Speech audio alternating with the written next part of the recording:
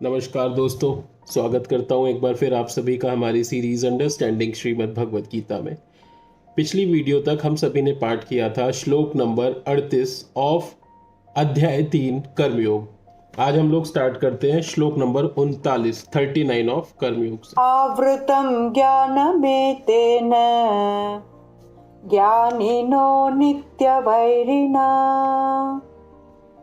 कामरूपेण कौन्तेय दुष्पूरेणानलेन च। पिछले कुछ श्लोकों में भगवान कृष्ण ने अर्जुन को हमारे सबसे बड़े शत्रुओं के बारे में बताया जो हमारे ही अंदर बैठे हुए हैं। उसमें दो मुख्यतः शत्रुओं के बारे में बताया, एक था काम वासना, दूसरा था क्रोध। जो क्रोध was the by product of that कामना।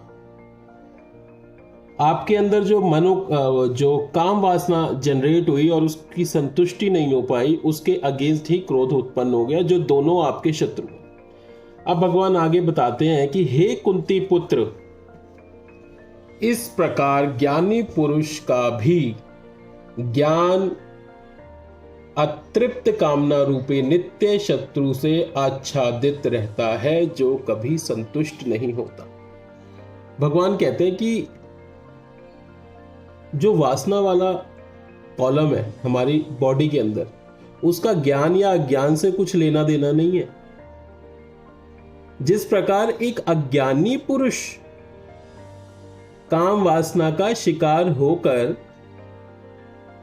अपने इस जीवन को व्यर्थ कर सकता है, उसी प्रकार एक ज्ञानी पुरुष भी काम वासना के अतृप्त होने की वजह से उस शत्रु से आच्छादित रहता है।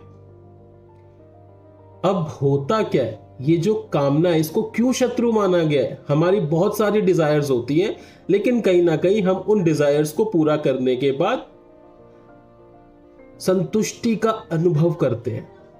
यदि आपकी डिजायर है कि आप अपनी लाइफ में एक मकान बनाना चाहते हैं, एक गाड़ी खरीदना चाहते हैं, और उसको पूरा करने के बाद एक हद तक आपकी कामनाओं पर विराम लग जाएगा, क्योंकि आपने उस चीज को पा लिया है। लेकिन काम वासना की बात इतने जटिल तरीके से क्यों की जा रही है? क्योंकि ये अग्नि के समान है, ये कभी भी खत्म नहीं होती, और यही कारण है कि ये इंसान की सबसे बड़ी शत्रु है। आगे चलते हैं श्लोक नंबर 40 पर।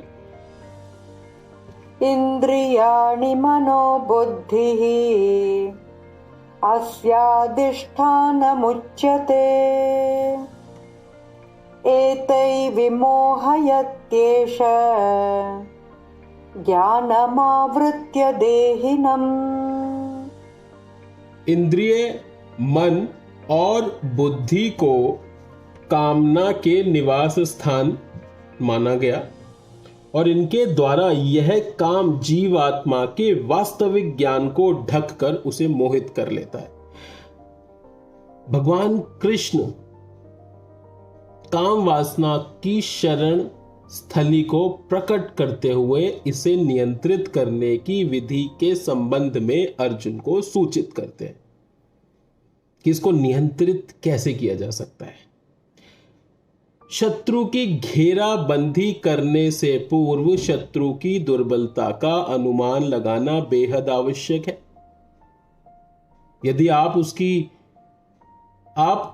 शत्रु के बल को ना देखते हो, उसकी दुर्बलता, उसकी शॉर्टकमिंग, उसकी वीकनेस पे ध्यान लगाइए और वहां पर आक्रमण कीजिए, तो बलशाली शत्रु भी ढेर हो सकता है। भगवान कृष्ण इस श्लोक में व्यक्त करते हैं कि इंद्रियां, मन और बुद्धि वह स्थान है जहां काम वासना आत्मा पर आधिपत्य जमाने का प्रयास करती है, और काम वासना के प्रभाव के अंतर्गत इंद्रिय विषय के भोगों की कामना करती है, और इंद्रियां मन को सम्मोहित करती हैं। मन बुद्धि को भ्रमित करता है तथा बुद्धि अपने विवेकी शक्तियां खो देती है। परिणाम स्वरूप जब बुद्धि पर आवरण पड़ जाता है तब मनुष्य मोहवश होकर वासनाओं का दास बन जाता है और उनकी तुष्टि हेतु सब कुछ करने को तत्पर रहता है। पूरा एक प्रोसेस है।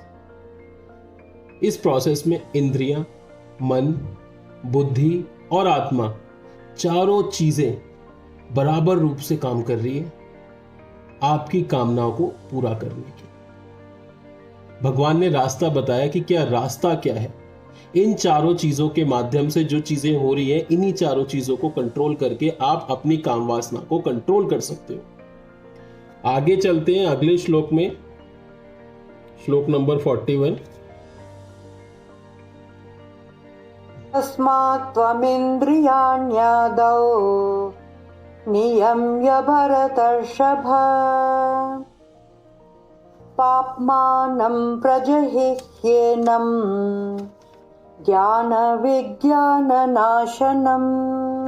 जब इन चारों चीजों को भगवान कृष्ण ने अर्जुन के समक्ष रखा, इंद्रियां, मन, बुद्धि और आत्मा, और इन्हीं से तो जनरेट हो रही है वो वासना, इन्हीं के मार्ग पर चलकर वो एक व्यक्ति को अपने अधीन कर लेती है, उस आत्मा के ऊपर अपना आधिपत्य जमा लेती है।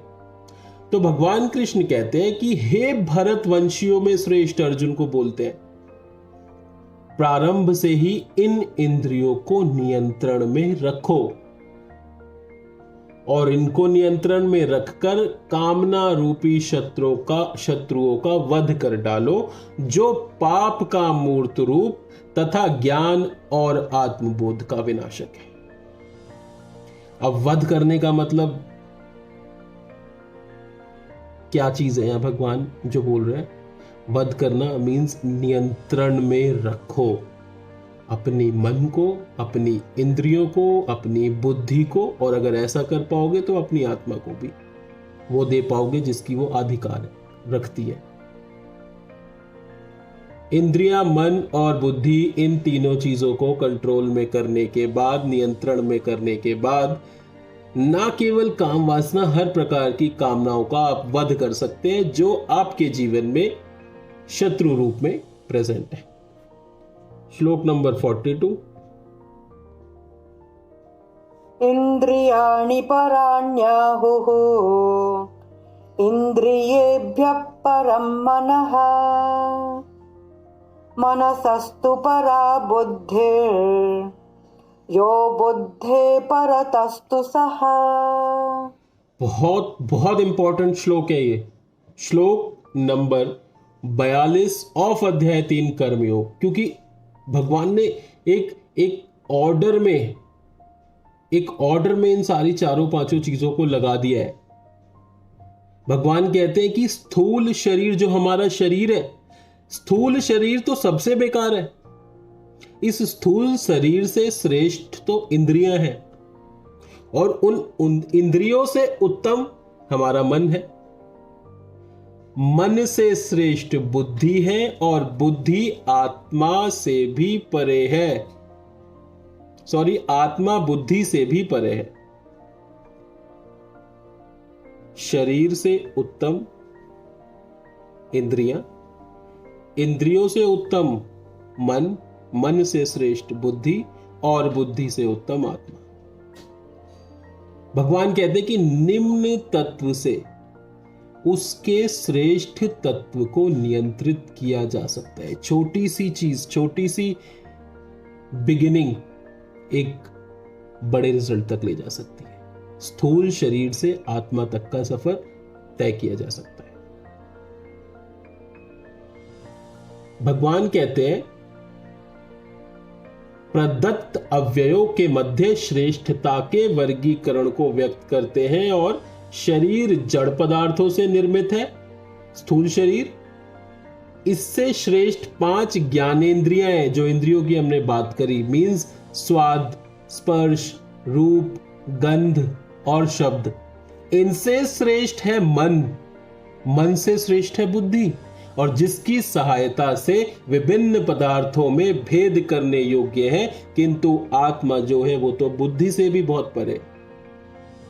इस अध्याय के अंतिम श्लोक में जो हम करने जा रहे हैं अभी, भगवान इसका वर्णन करेंगे कि इंद्रियों, मन, बुद्धि और आत्मा के मध्य क्रमानुसार श्रेष्ठता के इस ज्ञान का प्रयोग हमें अपनी काम वासना को जड़ से उखाड़कर खत्म करने के लिए किया जाना चाहिए।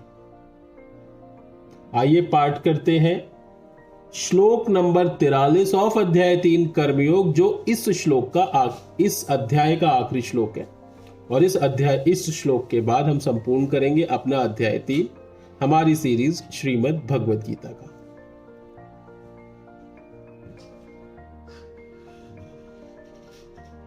एवं बुद्धे परं बुद्ध्वा संस्तभ्यात्मानमात्मना जहि शत्रुं महाबाहो कामरूपं दुरासदम्। भगवान कहते हैं कि इस प्रकार हे महाबाहो अर्जुन, अपने आप को भौतिक इंद्रियों, मन तथा बुद्धि से परे जानकर और मन को सावधान आध्यात्मिक बुद्धि से स्थिर करके आध्यात्मिक शक्ति द्वारा इस काम रूपी दुर्जय शत्रु को जीतो।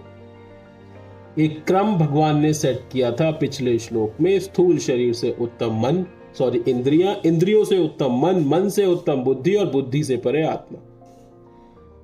अब निष्कर्ष देते हैं भगवान कि आत्म ज्ञान द्वारा काम रूपी शत्रु का संहार करना चाहिए, क्योंकि आत्मा भगवान का अंश है और यह दिव्य शक्ति है, और इसलिए दिव्य पदार्थों से ही अलौकिक आनंद प्राप्त हो सकता है, जबकि संसार के सभी पदार्थ भौतिक हैं, जिसके अंदर हम आनंद ढूंढने की कोशिश कर रहे हैं।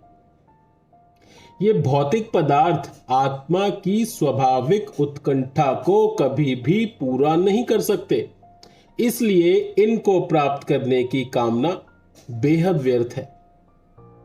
इसीलिए परिश्रम करते हुए हमें अपनी बुद्धि को तदानुसार क्रियाशील होने का प्रशिक्षण देते हुए मन और इंद्रियों को नियंत्रित रखने का प्रयोग करना चाहिए।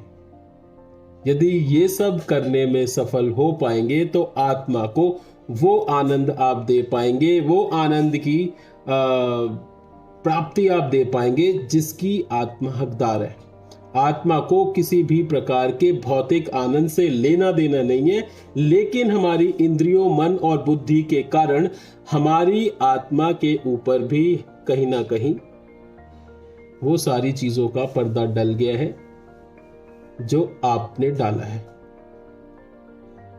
सो उस पर्दे को हटाइए, आत्मज्ञान की ओर जाइए, आत्म साक्षात्कार की ओर जाइए, निरंतर क्रियाशील रहिए और कृष्ण भक्ति में लगिए, भगवत भक्ति में लगिए, जिसके माध्यम से आपका रास्ता बेहद आसान हो जाएगा और आप आत्म साक्षात्कार की प्राप्ति की ओर बढ़ सकते हैं। सो आज की इस वीडियो में श्रीमद् भगवद गीता के 3 अध्याय कर्मयोग का तात्पर्य पूरा होता है। अगली वीडियो में हम लोग स्टार्ट करेंगे अध्याय 4 दिव्य ज्ञान से। सो पाठ निरंतर रूप से कीजिए भगवद गीता का, चाहे मेरे साथ कीजिए या अपने घर पर बैठ के गीता का पाठ कीजिए। तब तक के लिए धन्यवाद। जय श्री कृष्ण।